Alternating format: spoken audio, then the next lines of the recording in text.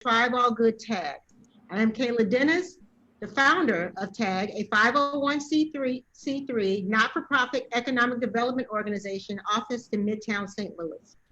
Tonight, in the midst of our pain, loss, and extended turmoil, we harvest to feed our organic, powerful movement. In tonight's webinar, I share a priceless gift of 5 beautiful Black men, 5 brilliant Black men, 5 field marshals for our cause, who have led and continue to lead our communities through our struggle. 5 Black men who have personally experienced the social injustices we now stand united to change. Please allow for a brief introduction. Troupe is the son of baseball catcher Quincy Troupe, who added a P to the family name while playing in Mexico to accommodate the Spanish pronunciation, Troupe. As a teenager in '55, he recalled hearing Miles Davis at a St. Louis, Missouri fish joint where some fellow patrons identified the 78 RPM jukebox record as Donna, which was Davis's first recorded composition. The record is most likely to have been the Charlie Parker Quintet session recorded for Savoy Records, May 8, 1947. In his book, Miles and Me, he recalls the experience.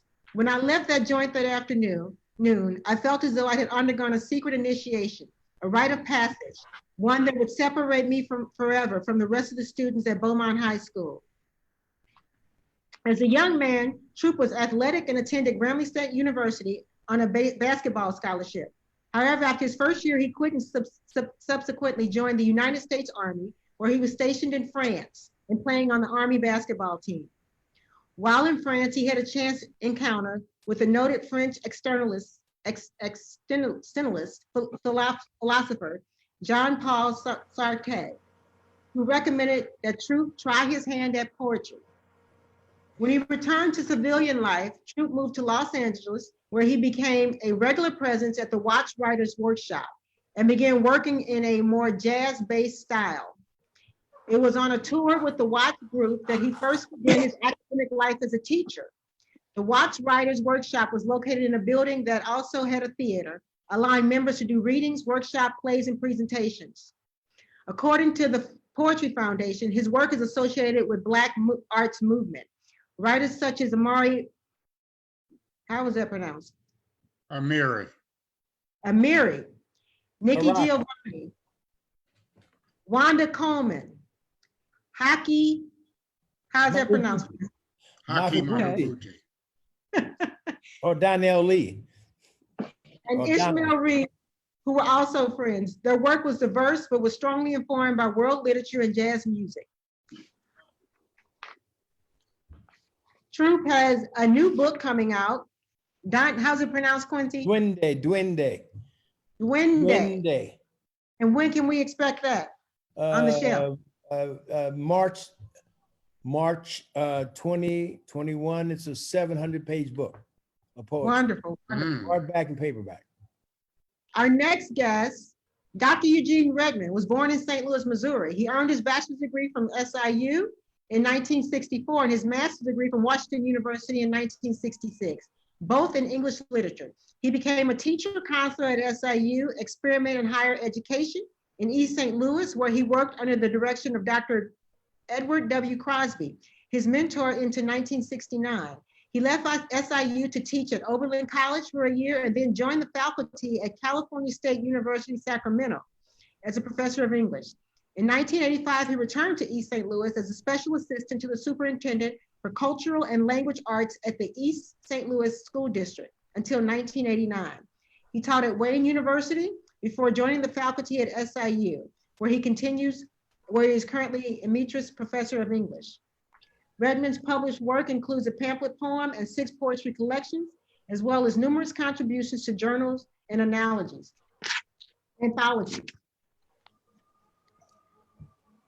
Redmond published his survey and analysis of 200 years of African-American poetry, Drum Voices, the Mission of Afro-American Poetry, A Critical History in 1979. He is the founding editor of Drum Voices Review, a multicultural literary journal jointly published by the English Department of SIU, Edwardsville, and the Eugene B. Redmond's Writers Club. We also have Mr. Paul Pumphrey. Paul represented FOTC as an international observer to the DRC, first held national election in 40 years. In 1998, Mr. Pumphrey co-founded Brothers and Sisters International as an economic development and human rights in the Americas and the Caribbean and Africa. As the international liaison for BASI, Mr. Pumphrey develops working relationships with grassroots organizations in the Bahamas, Haiti, and Ivory Coast, the Democratic Republic of Congo, and Nambia. This includes attendance at national and international conferences on economic development. In Haiti, Mr. Pumphrey works to expand education, especially in the countryside, and creates business enterprises that will fund economic development efforts and improve living conditions of the common people. Mr. Pumphrey's political work spans over 4 decades. In 1968, 78, 83, and 88, Mr. Pumphrey was a deputy coordinator of crowd control for the Southern Christian Leadership, Marches on Washington, and for the Stand for Children March in 1997. He volunteered with Jesse Jackson in 1984 and 88, bid for the US presidency, and Ron Daniels, 1992, bid for the US presidency. Mr. Pumphrey became the Washington, D.C. co-chair of Campaign for a New Tomorrow, an offspring from Mr. Daniels' presidential campaign, as well as the chairman of the Rainbow Coalition, an offspring from Mr. Jackson's presidential campaign. We have Mr. Matthew Kincaid. Matthew is an educator and activist who has been leading anti-racism workshops for over 14 years. Prior to founding Overcoming Racism, Matthew served as both a social studies teacher and school administrator in New Orleans, Louisiana. As a teacher, Matthew's classroom practices focused on building self-esteem, cultural awareness, and literacy of the systems of oppression that students would have to navigate through as a vehicle to drive academic performance. As a school administrator, Kincaid led a host of initiatives within his school and network, from cultivating a positive school-wide culture to restorative discipline practices to implementing anti-racist and culturally responsive pedagogy. As an activist and organizer, utilizing the experience from the intersection of those three commitments to challenge the racial status quo of our communities, cities, and the nation. So, because I stand in celebration of their brilliance and commitment to change makers, I respectfully yield to Mike Jones to moderate their sharing of wisdom. Mike Jones' public career spans 4 decades, from March 2005 until his retirement in January of 2015. He served as senior policy advisor to St. Louis County Executive Charlie A. Dooley. Prior to joining the Dooley administration, Mike was the executive director of the Greater St. Louis Regional Empowerment Zone. He served St. Louis Mayor Clarence Harmon as chief of staff and deputy mayor for development from April of 1997 to December of 2000. In the 80s, he was a member of the St. Louis Board of Aldermen and was executive director of the St. Louis Housing Authority. In March 2011, Governor Jay Nixon appointed Mike to the Missouri State Board of Education. He is one of 8 members responsible for statewide educational policy. His private sector experience includes executive director of the Herbert Hoover Boys Club and regional manager, corporate affairs for Anheuser-Busch. In that role, he was responsible for community relations in large urban cities in the Midwest. Jones currently writes commentary for and serves on the editorial board of the St. Louis American. So, what a treat, what a treat. Mr. Jones. Thank you, Kayla, and good evening, my brothers, to Paul and Matthew. It is a pleasure to have met you and have opportunity to work with you. To Quincy and Eugene, 2 men, two brothers that I have admired. I can literally say since I was a lot younger. But it's a pleasure to have the opportunity to actually personally work with you all on this project. So our charge was to have a kind of conversation among ourselves about the state of Black America inside the context of this moment we're going through. And it's an opportunity to have an intergenerational conversation given our collective ages and Matthew's carrying the load for his entire generation, but he's more than up to it. And so he won't have to wait. I'd like to start this conversation with him. And Matthew, as a young activist who is active, literally active in this moment right now, and is also in the educational reform space, for your generation, that's the burden you have tonight. You have to speak for all of y'all, okay? I'll do my best. These brothers will be speaking for themselves, but you'll be speaking for them, okay? I'll do my best. But how do you, and by extension, your generation, see this moment? And I define this moment as anywhere from Trayvon Martin or Michael Brown to George Floyd of 3 weeks ago and everything in between. And what does that look like, feel like to be you in this moment right now? And how are you processing and understanding it? Yeah, it's a really good question. And I'll do my best to speak on behalf of my entire generation, but my thoughts are my own. I'm sure there are folks who would agree or disagree with what I have to say. I've honestly been spending a lot of time, I'm very humbled and honored to be a part of such an esteemed panel. I think that if we are to make any progress and move this work forward, then we have to rely on the wisdom of our elders and the people who've come before us, because they're the ones who know what it means to sustain in a movement like this. I think if there's one fear that I have in this moment, and that people in my generation have in this moment, is that, with social media and the ways in which we can share information really quickly, this should be a really great tool for activism, but it also serves this purpose of expediency. And so people feel like because they shared a post, they liked the post, or they read something on the internet, that they are now an activist, right? When in reality, we know that the work of ending or mitigating the impacts of white supremacy is work that is a marathon and not a sprint. And so I think there's a lot of excitement around this moment. I think that we want this to be a moment where we hopefully mark the definitive end of white supremacy in this country, which, seems lofty. And of course, that's something that I think as a people, we have always been tentative about saying that. But, if the goal is progress, then what are we really saying? We're saying that it's okay for another generation and another generation, another generation to pick up this mantle. And so I'm hoping that people really realize what it will take to move us forward, and the sacrifices that it will take for us to move us forward. But I think we're tired of passing these issues down to the next generation to solve. And so beyond just police reform, beyond just reform in our criminal justice system, I think folks are very energized to say, let's have real conversations about reparations. Let's have real conversations about education reform. Let's have real conversations about reforming our healthcare system.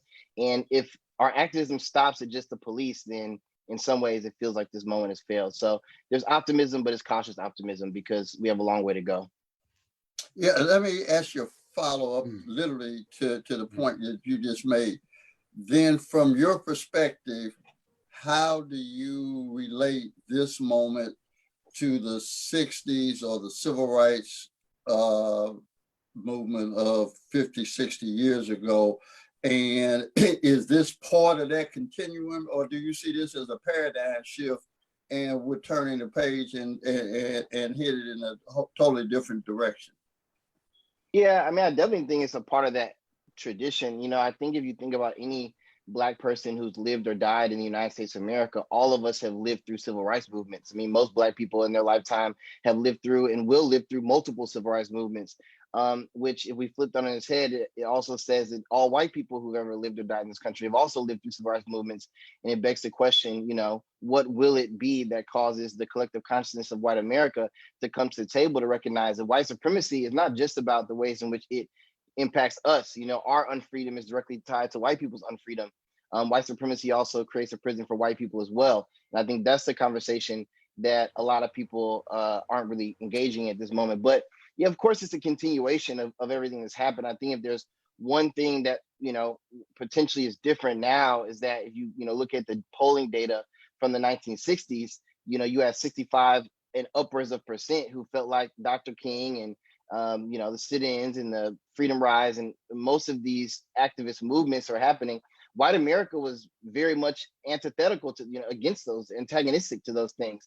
Even though people, treat Dr. King today as if he was some symbol that just everybody loved and agreed with, even though he was assassinated. I mean, white America at the time in which Dr. King was, one of the multiple leaders in the civil rights movement, was very much against his activism. So, watching, it's been a little bit surreal watching the corporations and watching, the New York Times put out a piece about just the public perception of Black Lives Matter shift what feels like overnight. And so, like I said, our optimism is tentative because will these people stay in the long run? But perhaps this is the first time that we can usher in a movement where, the public opinion of the movement is finally somewhere meeting with the activism that's taking place on the ground.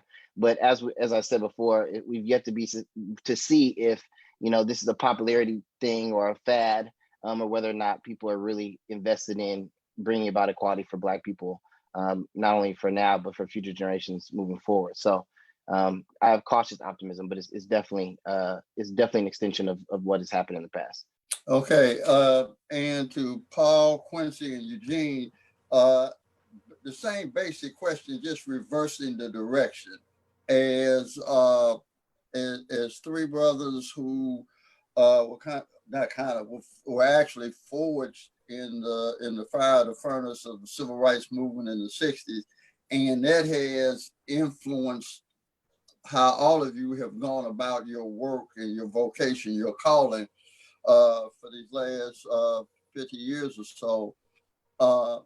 What does this moment look like to you, looking back inside of not only your life journey, but the context from which you started that journey? What does this moment look like? And Eugene, you drew the short straw, so you get a chance to go first. Well, for me, it starts with being grounded in tradition. And that is a familiar, that is the idea of being grounded in tradition, is both a familiar and a very compelling theme that runs through world cultures and through cultures within the United States in particular. What does home mean? I connect survival to a number of things.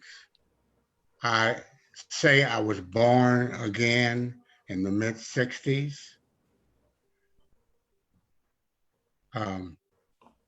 A Negro died, and an African man, an African-American man, a Black man was born. In the mid-60s, a lot was happening, and a lot that backgrounded that period affected me very deeply, influenced me. The coming into being of African nations, the independence, the coming into being of South Central and Latin American nations, the coming into being of civil rights. I was reading poetry on the cusp of civil rights and Black arts, Black power. When I finished reading my poetry, a man whom I had known as a child came up to the stage. It was one of those plush Sunday afternoon jazz matinees. And he crossed his arms in front of me. I was on the stage, so I was above him, and he said, "Brother, we want to hear some Black poetry. So I said, what the fuck is he talking about, to myself? I'd never heard the word black come out in 2 syllables before. But that is a good point. There's so many points in the 60s and the 50s that I could ground myself in. But that's one of the points. And what happened? Marches, marches, marches, jailings, jailings, jailings, assassinations, assassinations, assassinations, migrations. Half the Black population of the United States that was in the South culminated this move to the North during that period. Half of the Black people. So I'm in the middle of all that. I'm a child of that, up north, as our leaders used to call us. Right. We're up north. And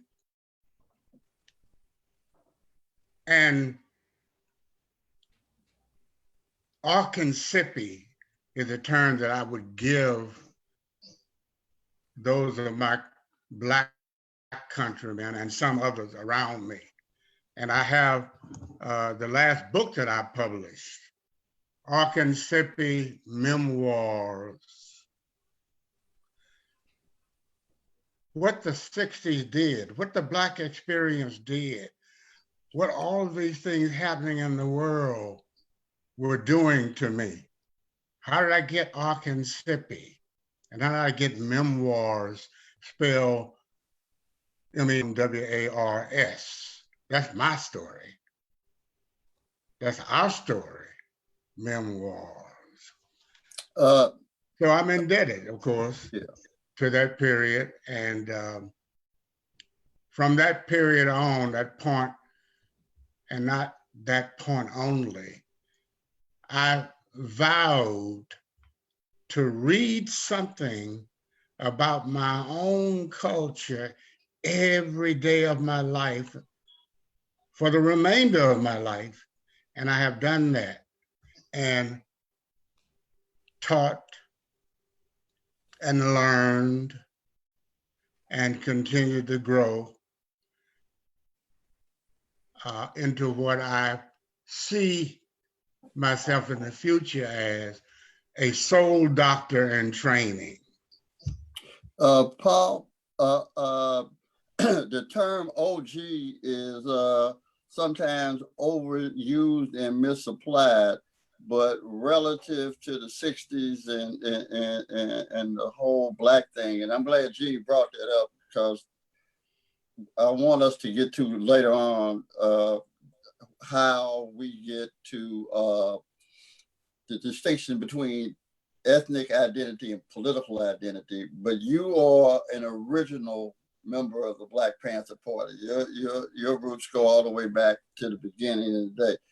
Talk to us about how the 60s shaped you and how that process of going through that and that work from that point to this, how that influences, and what do you see when you look at Matthew and his cohorts working today? First, thank you for the opportunity to be here this evening to share some of my thoughts. When I started off in civil rights, which is back in the 50s, I thought that the issue would be that we could resolve our problems if we just address the issue of racism in the United States, because Jim Crow was alive and kicking well. Up in the state of Maryland. As I ran into members of the Black Panther Party, they began to challenge me on what I understood to be the realities of Black people in this country. because I began to say that I felt that all we had to do was address the issue of racism. And if we just address the issue of racism, the problems for Black people would be resolved. But then they were pointing out to me, they were for white people too. And that you had countries in Africa that had been led by African heads of state. And yet you had repression within inside those communities as well. So it was more than just the issue of whether or not, in fact, we address the issue around race, because the issue of the ability to live also addressed the issue of economics, and that you had to look at how race was used in an effort of addressing the issue of economics. And I'll explain what I mean by that. If one looks at the history of the police department in the United States, the original police were people who were assigned to get so-called property, which were runaway slaves, bring them back to quote unquote their owners. And that basically the role of the police is still, its first major role is to protect the interests of private property. And as you saw with the situation with George Floyd, it was an issue of $20 that cost him his life, because in the mentality of the police department that was pulled into that situation, the property of $20 was more important than his life. And we see this when we look at the fact, because I looked at back in the 1970, 75, I was recruited by the ANC, the African National Congress, to help organize an anti-apartheid movement in this country. And one of the things that was clear was that apartheid started in 1948. And the United States corporations moved en masse to take advantage of apartheid in the early 60s. The public in this country knew very little about apartheid because the media chose not to talk about it. And you asked the question, why would the media not talk about apartheid? It was simple. I asked people, how does the media make its money? The media makes its money off advertisement. I said, okay, who's paying for the advertisement? Well, large corporations. Okay, now, did the large corporations want to have a bad image that they were complicit with a backwards, racist, exploitative regime of apartheid? Of course not. So the media left it out. They didn't talk about it until we started going into the streets and began to go on college campuses and go to church organizations and other groups and start speaking out and explaining and showing, in those days, films on what was happening with apartheid. And so when we look at the United States is got, as I try to describe it, it's like a train track. Now, if you're on a train track, that the track is going to New York, and your goal is to go to Chicago, I don't care how good an engineer you have on that train, unless you change the tracks, you're not going to make it to Chicago. And one of the things I find that the media and the status quo in this country often push to the public is, we got to pay attention to the engineer. Forget about the tracks. Let's pay attention to the engineer. Let's put this person in place. Let's put that person in place. But if you're not going to change the institution that actually is designed to exploit, and in fact, they made an early decision in this country's history that the group of people they're going to exploit the most were people of African descent. Paul, thanks. Quincy, you've had a storied career, and you've been biographer and friend to one of the most iconic and revolutionary cultural figures in America, if not the world, Miles Davis. Given all of that buildup, and also we happen to share not only the same high school, but we share the same schoolyard. We both came out of Farragut Schoolyard, the home of gamblers and basketball players. But anyway, Quincy,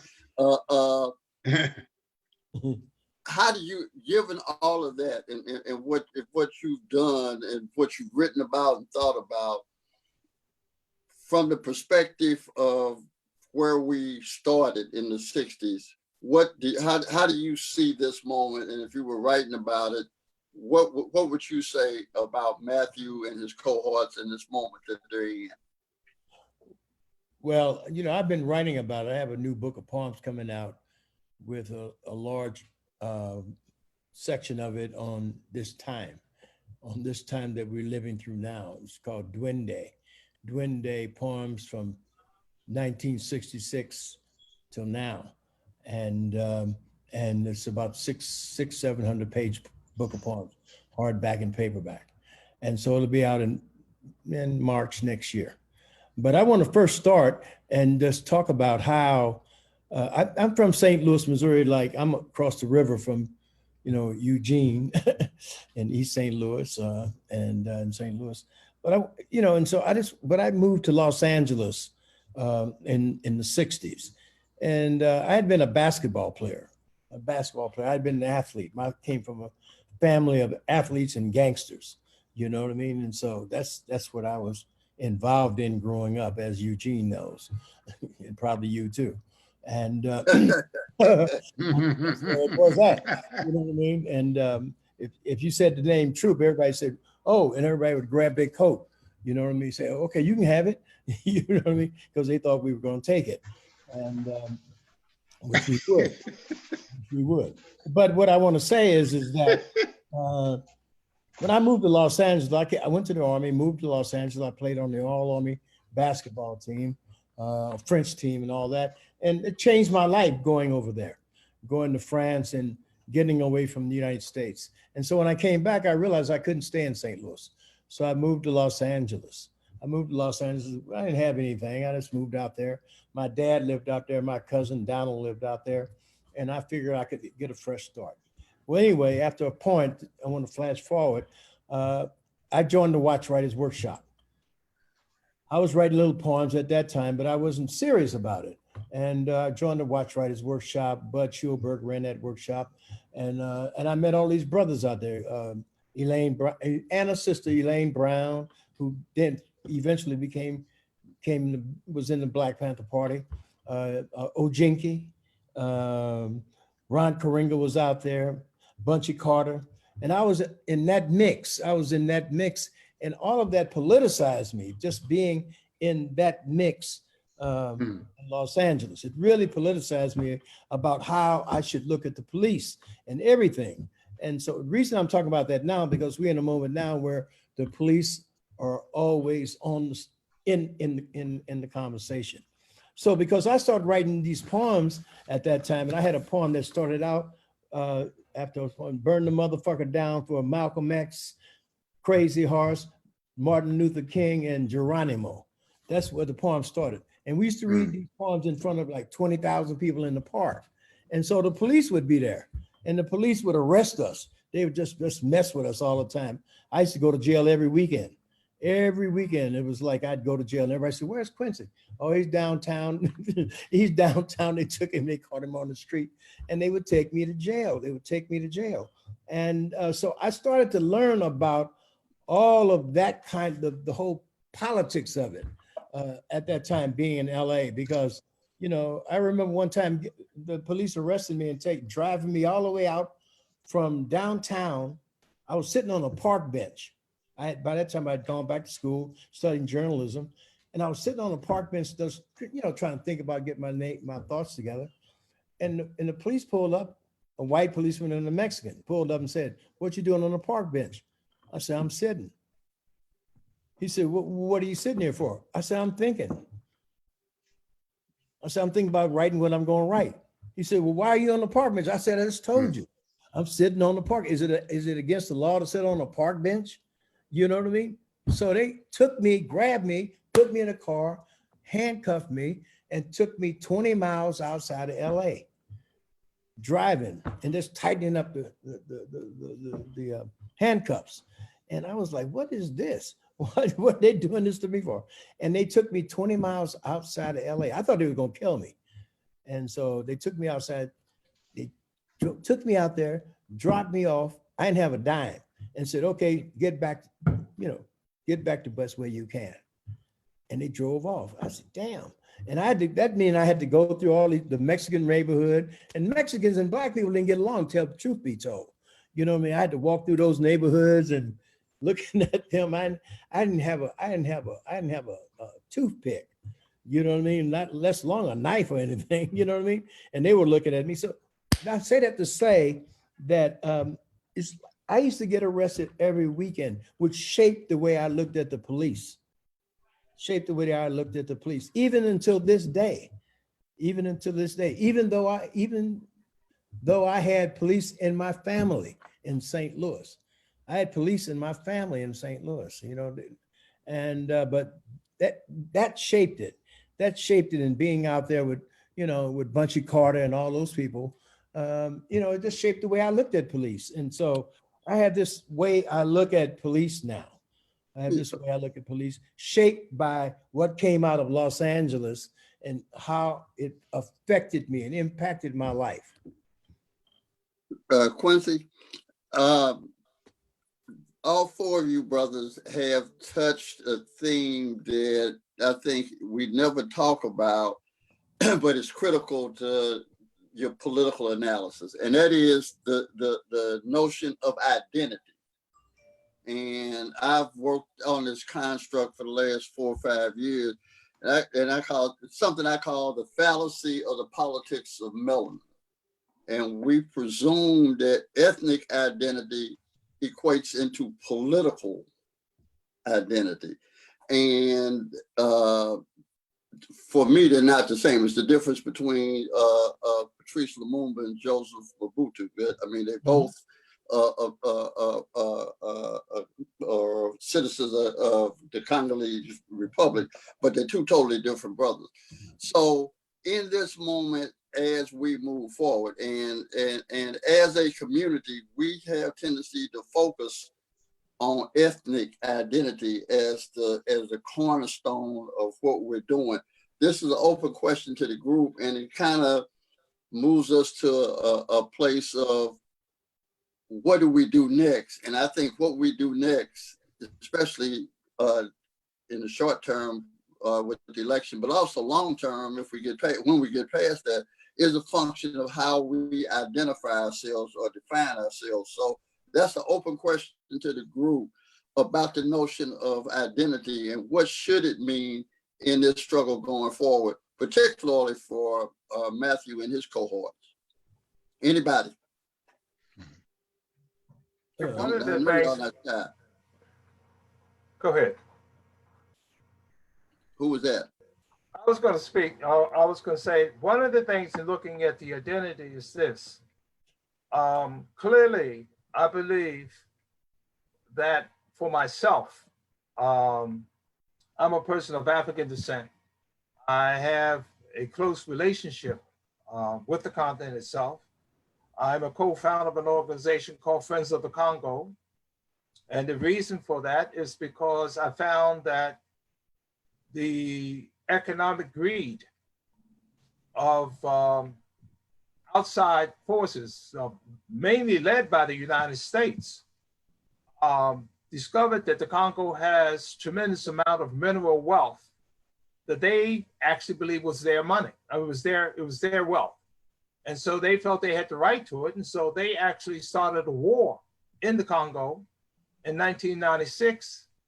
And the UN estimated from 1996 to 2006, they killed 6 million people without tax dollars. And yet the media chose, like they did about apartheid, not to talk about it. And so as I realized with the organization I work with around apartheid, you're not going to get the people of the United States to challenge the US policy where our tax dollars are used to carry out such atrocities for the greed of multinational corporations unless the people know about it. So I got together with two other friends and we started Friends of the Congo. And our focus is to help people to understand that when you look at Mobutu was put into power with the help of the United States CIA. And the killing of the first elected prime minister to the Congo was Patrice Lumumba. Patrice Lumumba's vision was to use the wealth of the Congo to benefit the development of not only the Congolese people, but Africa itself. And when you look at the fact that even today, the Congo has about $21 trillion worth of minerals that is being snatched out of it every day, that we have to understand, I think as people of African descent, that if we're going to survive, that we need to begin to challenge the right of corporate interests that goes around robbing people of African descent, whether it's in the Congo or whether it's in East St. Louis or whether it's in St. Louis itself or whether it's in Washington, D.C. That in fact, they use the issue of racism to fill their back pockets with money. And they try to devalue the life of people of African descent so that in fact, it's not a problem that the society as a whole doesn't see it as a major problem. If in fact they feel they have to take us out to fill their back pockets. And this is what they've done with apartheid in South Africa. This is what they're doing right now in the Congo. This is what they're doing right there in St. Louis and St. Louis County, is that they devalue people of African descent lives in the eyes of the general public, and they use the media as a means to do that. Yeah, Matthew, jumping in here, and here's the context I'd like for you to address. Quincy, Eugene, Paul, and I kind of all have the same Black experience. If you're born at a certain time, it wasn't but one Black experience. Don't matter where you lived in America. It might change on the margins, but it was all the same Black experience, mostly because of Jim Crow, the American apartheid.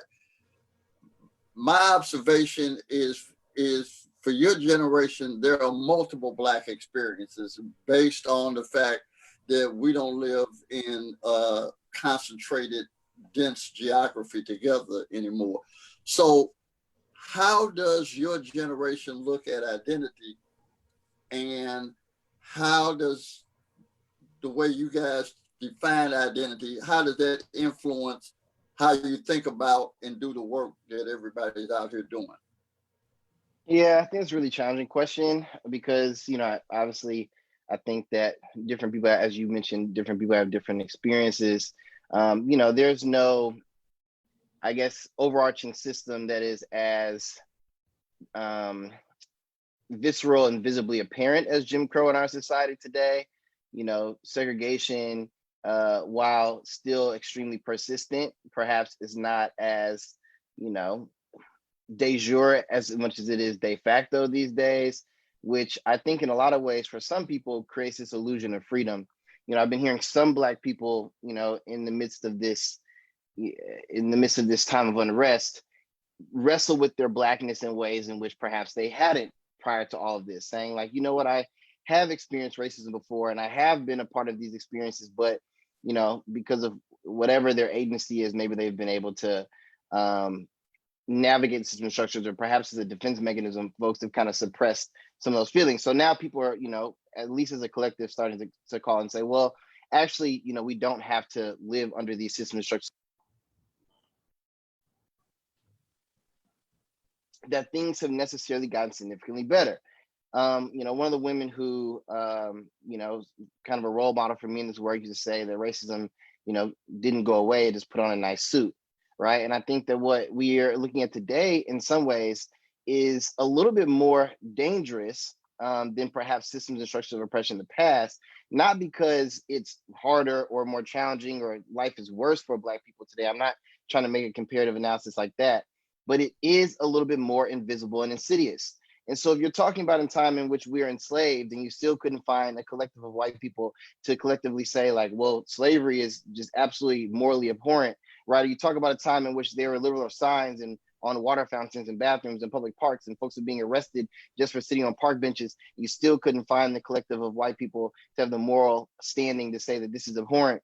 There are a lot of people in today's era that do not see the racism they were experiencing in the same ways that folks saw it in the past. And so I think what this moment is doing and has done, and I think one of the reasons why the young activists of today are ready to capitalize on this moment is because I do see an uprising of Black pride and Black power that we, saw obviously throughout our history, but was definitely popularized in the late 60s, early 70s, where now we're being very specific to say like, no, we're actually not just talking about people of color. We're talking about Black people. And we're not just talking about Black people in the United States, we're talking about the Black diaspora.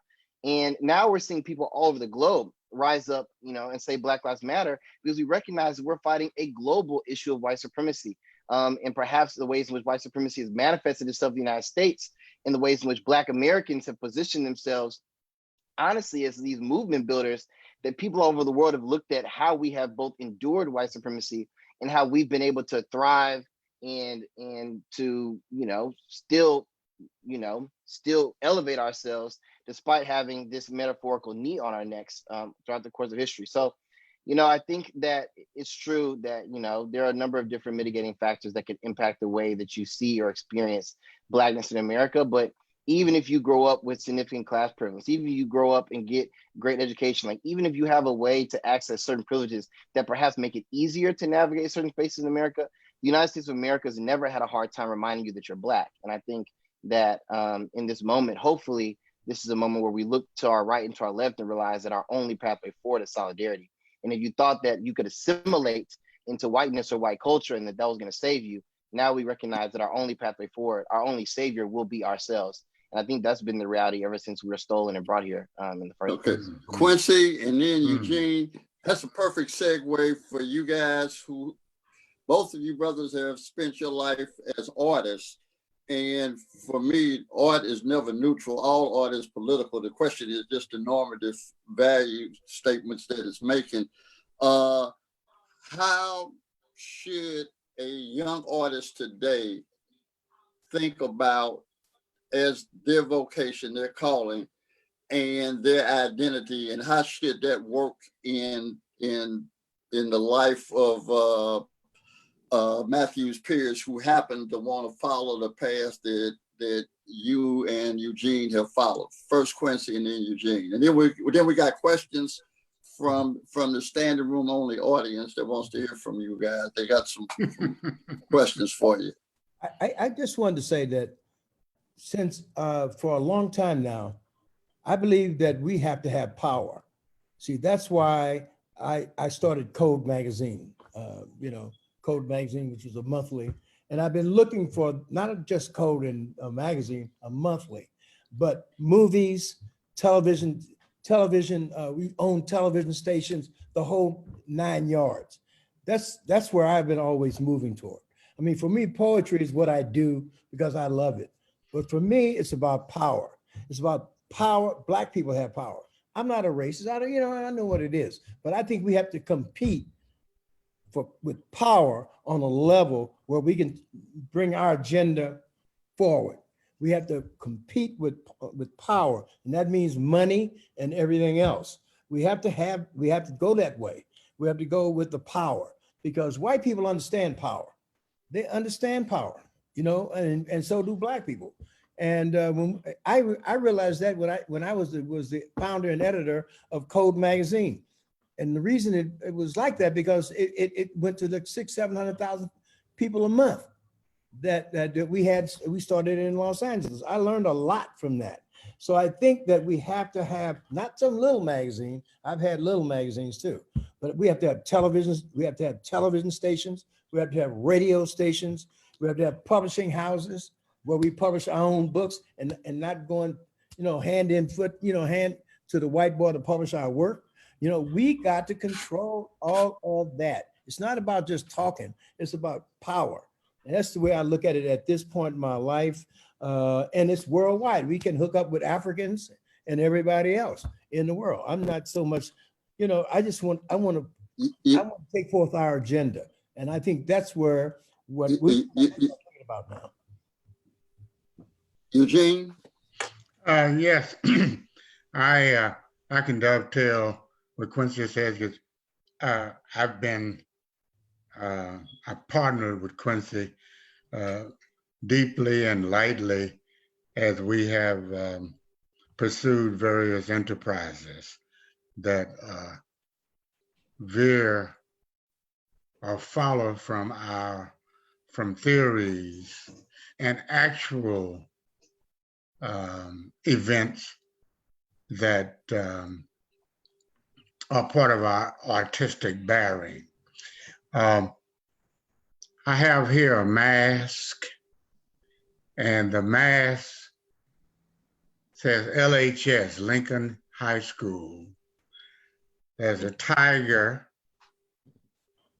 and then at the bottom it says Tigers, Lincoln High School, East St. Louis, made by one of my nieces.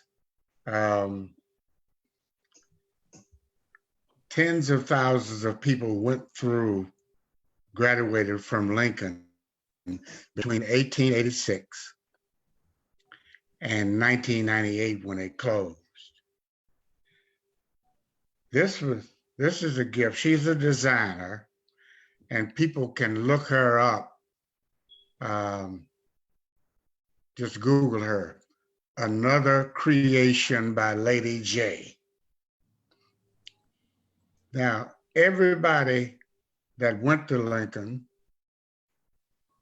tens of thousands of people, and everybody whose parents or whose children went to Lincoln, part of the market. Not only that, anybody who loves Miles Davis who went to Lincoln, or admires Jackie Joyner Kersee and her fellow Olympian brother, Al Joyner, or Ambassador Donald McHenry, or Barbara Ann Teer, who founded a $10 million National Black Theater and Communications Center in Harlem, is still running. And I could go on and on and on. 11 NFL players, NBA. I mean, anybody who, that's an industry.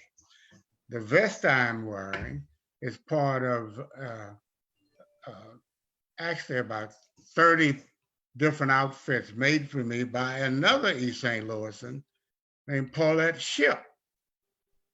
Some young people are preparing to put together a company that will turn out these kinds of outfits. We've always, Quincy has done it from the day I met him, which was 51 years ago. And there are a lot of people around us, Hakio Amarubuti, who was mentioned, who owns charter schools in Chicago. Industry, of course. It's about business. Catherine Dunham used to tell me that every day. You got to connect the economy to everything you do. So, of course, we must do that. I could give a bunch of anecdotes. I could tell you about people with great holdings financially who wanted to buy certain outfits from me made by this woman, Paulette Ship. And I said no, because I knew that it had to go through channels that were set up to do business and produce certain things en masse.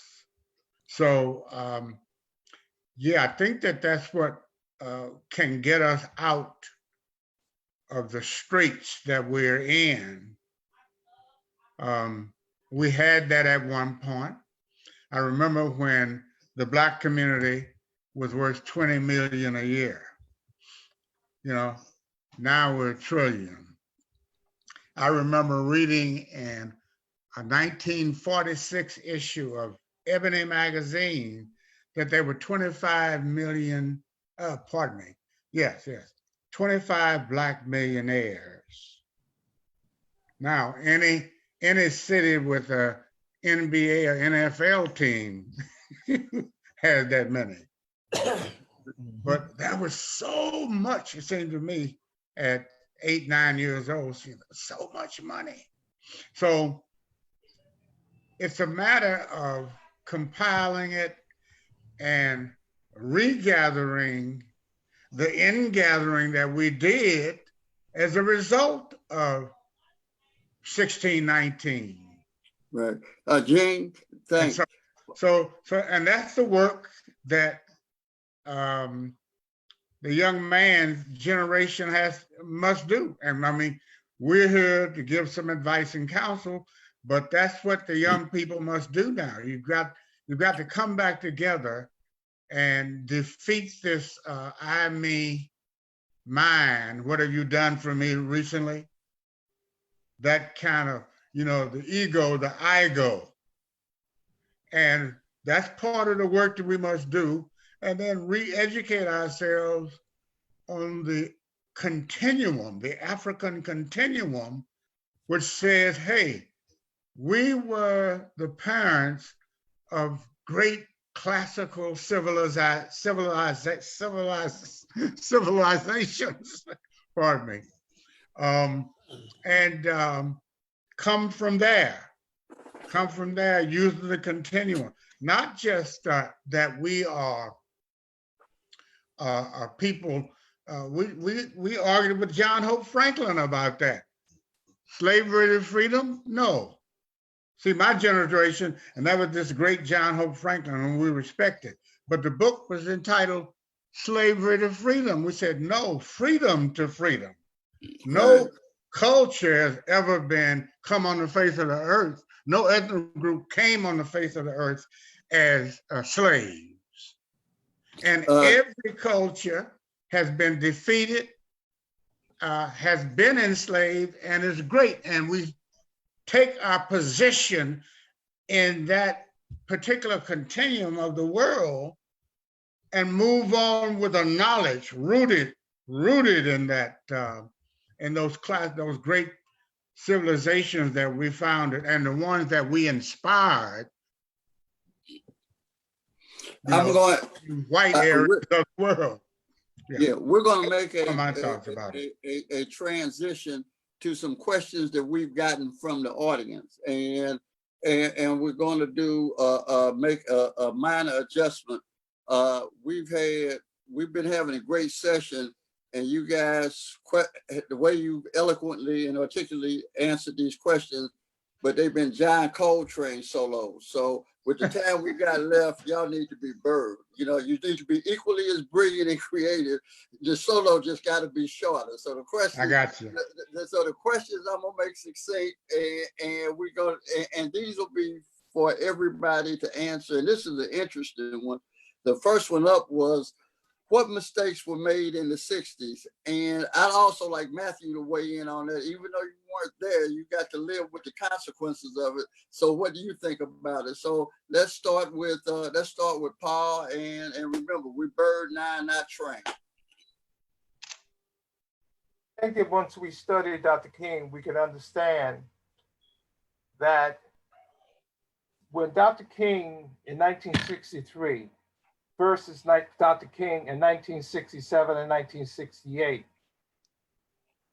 there was a transformation, and really worked on hiding that transformation. And they keep talking about what happened in 1963. In fact, whenever you see January 15th every year, they talk about I Have a Dream. Well, that was in 1963. How come they don't talk about the speech he made on April the 4th, 1967, Riverside Church, called Beyond Vietnam? And when we begin to study and understand that, then we can probably understand why certain forces in this country, it wasn't James Earl Ray, certain forces in this country decided they had to get rid of Dr. King out of fear that Dr. King would mobilize the public in this country to really challenge the real causes of economic, racial, and political repression in this country. And I encourage people, go to YouTube and type in Dr. King's name and listen to the speeches he made in 1968. Where do we go from here? Beyond Vietnam. Why Jesus called a man a fool. You know, when you listen to those speeches, you will begin to clearly understand what King began to realize. And that was, if we were going to address the issue of economic fairness, then we're going to have to then look at how this system is set up and how it's set up to be unfair and be in favor of the super rich. Quincy, Well, your take on okay. what did we get wrong in the 60s? What can Matthew learn from the mistakes we made? Well, one of the real great things that I learned from the 60s was that just because you lead the march and you're out doing the speeches and all that, that don't mean you can be the theoretician. You know what I mean? Everybody thought because you could do the fiery speech and all that you could also be the theoretician. You can, that's not so. You need to be able to. Yeah. People need to be able to park their egos. They need to be able to park their egos, work together in this situation, because it was too many egos. Like that old saying, like it's too many people in the kitchen stirring the pots. Right. It's too many people. You know, people need to be able to let one person can do it. You do this, I do that. I used to tell Stokely and some other people, I'll write your speech. You know what I mean? And that's it. Everybody knew you need to be able to step back. And so the egos got in the way in the sense. And they continue. Jane? Yeah, I agree. Now let's go like this. Matthew, I'm sorry. You said, I thought you said Jane. No, yeah, I want to hear from, I want Matthews. What do you think when you look at the 60s? What do you say? Them brothers didn't do that right. They should have done X as opposed to the Y. So, and don't feel shy about that, because every time when I was your age, when I look back, I thought they got it all wrong too. So it's you got to live a long time before you realize how smart they were. So go ahead, have at it. Yeah, I mean, you know, I definitely don't think that I'm in a position to, you know, look back anachronistically on what folks were doing in the 1960s and judge any of the decisions that were made at that time. I think the people in the 60s were obviously doing their best to progress us forward. You know, I think Black solidarity versus integration is one thing to note and to think about. But obviously, the movement was naturally progressing there. I think Mr. Pumphrey's points about the progression of Dr. King's ideal is really important as well. But there's one thing that I think was a miss, and I think that there's an over-reliance upon respectability politics. And what I mean by that is that, you know, whatever this new movement is going to be, we have to make sure that we're not trading one master for another. And so, you know, if you look at the March on Washington, there were no women that spoke from the dais, right? You know, Bayard Rustin was the mastermind behind the March on Washington, the gay man, right? But like, he wasn't a person who was allowed to lead and be out front in that. And so I think that, like, when you look at Blackness, the thing that's beautiful about Blackness is that we are diverse in and of ourselves. And so we're talking about freedom, right? Then we can't just talk about freedom for Black men, right? And trade patriarchy for white supremacy. But instead, we really need to center the people who are the most oppressed amongst us, right? And so elevating the voices of women, elevating the voices of people in the LGBTQ community, elevating the voices of poor people, elevating the voices of young people. I mean, we talk about Claudette Colvin, who, you know, sit on the bus prior to Rosa Parks, and, you know, the ways in which Claudette Colvin's story isn't told and Rosa Parks is. And I understand the strategy behind all of that, but at the same time, right, I think that when we look back at this movement, and there's so many critical Black voices that at least publicly were missing, or at least in the retelling of this movement, right? Because we know that Fannie Hamer was there leading the Mississippi Democratic Freedom Party. We know that Ella Baker was organizing students behind the scenes, right? We know that, you know, all of the people who were contributing to these things, but oftentimes these are the people that we don't talk about. So I hope if there's one thing that we can learn is that, like, this movement has to encompass all voices, all perspectives, as long as they are Black and pro-Black. And mitigating and ending white supremacy is all, like, patriarchy, capitalism, classism, heteronormativity, all of these structures all prop up white supremacy. And so if we're going to end white supremacy, then we have to do it together as a collective. Eugene, you got anything to add to that? Basically, it's been said. I was going to say that it wasn't the movement wasn't as kind to women or inclusive of women as it could have been or should have been. Stokely made that unfortunate comment, you know, when asked the role. Yeah, I remember what the role I'm, of women. I'm old enough to remember. Yeah, it was, and he said prone. Yeah, right. And the pulling, internationalizing the movement was a bit slow. I mean, Brother Humphrey's talking about his role and the role of a lot of us, but in general, the Pan-African component of it wasn't as strong as it should have been, it could have been. And certainly the economic part of it that we've been talking about could have been more central. There were studies being done by NAACP and the Urban League indicating, you know, the economic strength of Black people, but it wasn't moved on. And of course, one of the features of the movement was the, you know, evolve or devolve into things like Black capitalism, which was fine, but that was a Nixon event, and it didn't take hold across the Black world, you know. So those are some of the things. I think that we're messianic people, and I think that there may have been too much control on the part of the religious section, but we have to think about it, knowing we're messianic people. And when you're a messianic people, the Messiah tells you how to conduct your life, when to go to war, who to kill, what to eat, when to pray, who to pray to. And it doesn't have enough range in that leadership. So we're talking now, every day we're talking about Black Lives Matter. We're talking about the movement now. And one of my friends said to me, a 60s warrior, he said, we got 12 months at the most. I mean, you know, it's a brilliant visionary. We got 12 months at the most to put some to fashion this thing.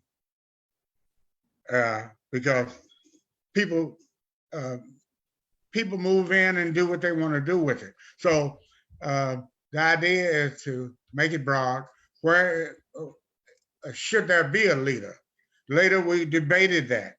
Do we need an identifiable leader who can get knocked off, like Malcolm, like King, like the little Malcolms and Kings in all of our communities? You know, is that what we need? Do we need that messianic leadership again, or do we need to approach it in a different way? Yeah. Do we need leadership? Right. I mean, do we need national individuals at the top to lead, or is it working the way it works now? Well, those are some ideas.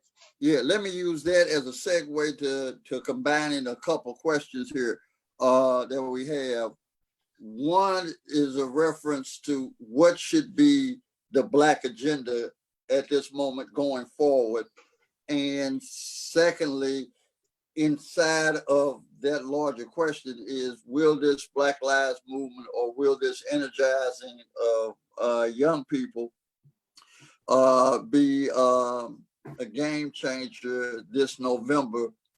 And how critical, and this is a compound question basically, how critical is it to have a changing of the players, even though in November, even though you haven't changed the game? Because I'm not going to presume that changing the players changes the game in this moment, because we haven't done that.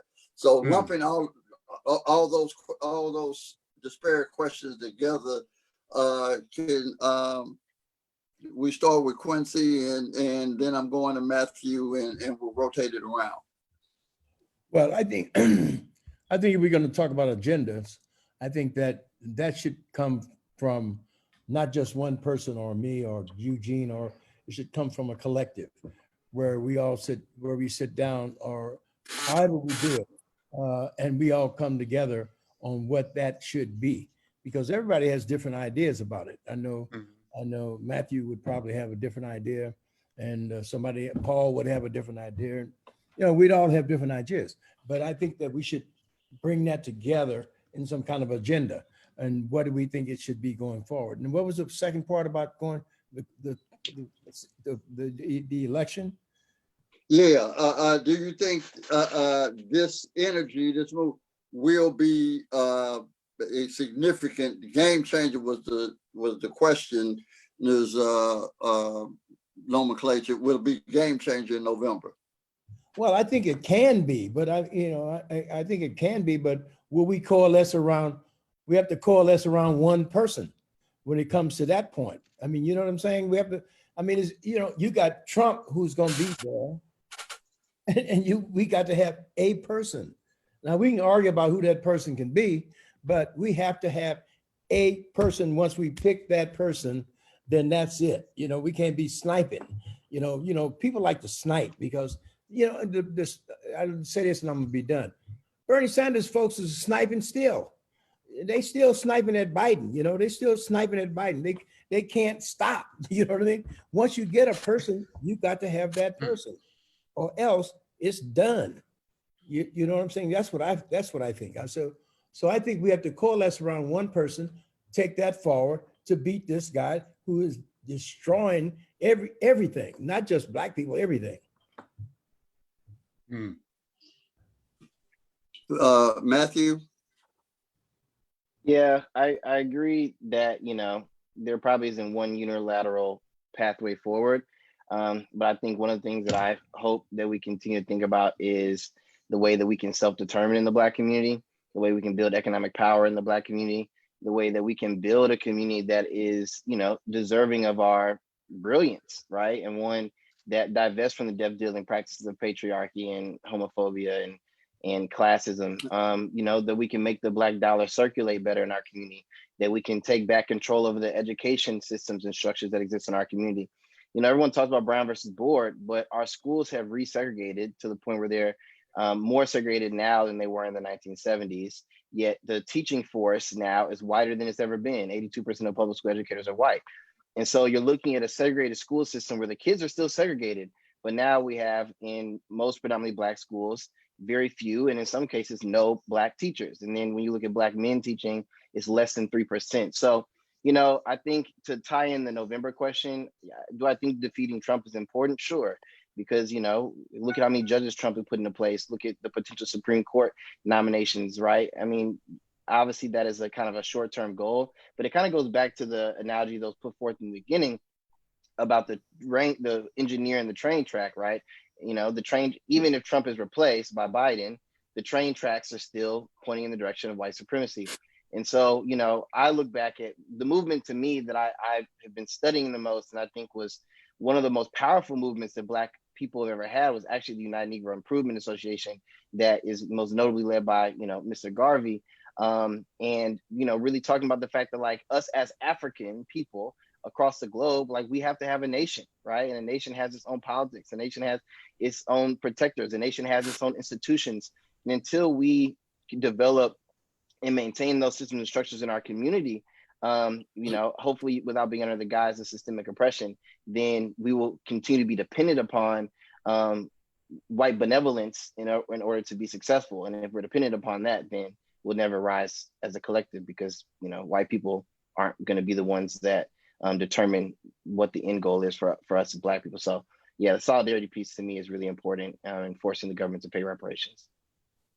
Okay, Paul, and then Gene is going to take us home. Well, I think it's very important to look at the issue of institution. As I said, I compare the institution to the train tracks itself. If you don't have an institution that is set in a direction of liberation, you're not going to get to the liberation at all. And so what we have to begin to do is, first, if we look at what's happening coming up in November, in my opinion, you have a twiddly-dee and a twiddly-dum. Both the Democratic and Republican parties in the back pockets of the large multinational corporations, and their main goal is to rip us off. It's to rip us off here in the United States and around the world. And this is the reason why the United States spends way more money than any other 10 countries in the world in its military. And that is to force people into the military is an institution, just like the police department is an institution, to protect the interests of the greedy against the needy. So we have to begin to recognize that if our goal is to have a just society, to have a society where people can be treated as human beings and not as slaves, then in fact, we must step back and begin to look at what kind of institution do we need to build to make that happen. And it's not going to be by individuals being on the wrong train track. It will not get us to that destination. Okay, Gene. Yes, I agree with all that has been said, and the Black community is not what it was back in the days when Quincy and Paul and I were operating, and it has constantly changed, devolved. So among Black people, there's severe segregation. I was in the classroom for 45 years teaching Black literature, Black studies, creative writing, and so on. Basically developing leaders.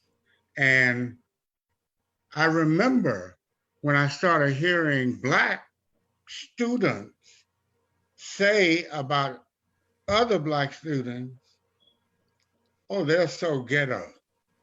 Well, everybody was in the ghetto. You know, not that we call us, but everybody was in the ghetto initially. And here I'm hearing these students from the county and from other small towns and so on, and at certain levels, that's so ghetto. I mean, it's all day. In my last, say, 10 years of teaching, I retired in 2007. So it was coming. So that's one thing. Black community is not the Black community that we knew it as, and perhaps we want it to be. And there's no central source of information. Everybody knew they were going to get Jet. Everybody knew they were going to see Ebony. Now there's so many different things competing for our attention. I mean, there are more Black women magazines than there were Black publications in our day. There are more magazines dealing with Black teen women. So re-education, it seems to me, is where we need to go, not only for Black people, but in this shakeup, which is taking place all the way down to the ground. I'm talking coronavirus, I'm speaking Black Lives Matter, I'm speaking these lynchings of Black men, education of ourselves and of the country. And where do you stop? If you talk about racism, where do you stop? The higher you go, the more racism there is. So you talk about reconciliation or truth. Well, who lies the most? Maybe there should be a Guinness, record given to someone we know, a leader who has lied 20,000 times in public. But what I'm saying is that everybody needs to go back to school on Blackness. Everybody, so that Jane, you can just I think that is the speak that way. perfect, Yeah. I think that's the perfect place to put an exclamation mark on this evening. And on behalf of Tag Tribe All Good, let me thank you, brothers, for your contribution and your effort this evening. And for me personally, it has been both a high privilege and a great honor to have been the moderator for this evening. Quincy, good to see you again. Paul, good to meet you. Matthew, look forward to seeing you more. And Eugene, thank you as always, my brother. And Kayla, do I give it back to you at this point? Yes, sir. Yes, sir. All right. Thank you, Kayla. Thank This you. is a wonderful, Thank you. wonderful, wonderful experience. And I am so blessed to have engagements with all of you. And in each and every time that I've reached out, you've been receptive and supportive of how we bring equality and fairness and just, practices to our communities. You guys walk the walk, you talk the talk, you live that way. And for that, I am forever grateful. And I'm thankful that I'm able to share you with our tag community. So you've been tagged because you tagged first. You tagged me in it. And because of that, I hope to be, of your tutelage in the communities that I work with. Thank you each. Be well, and I wish you progress in the work that we have to do. Peace. Good night. All right. Good night.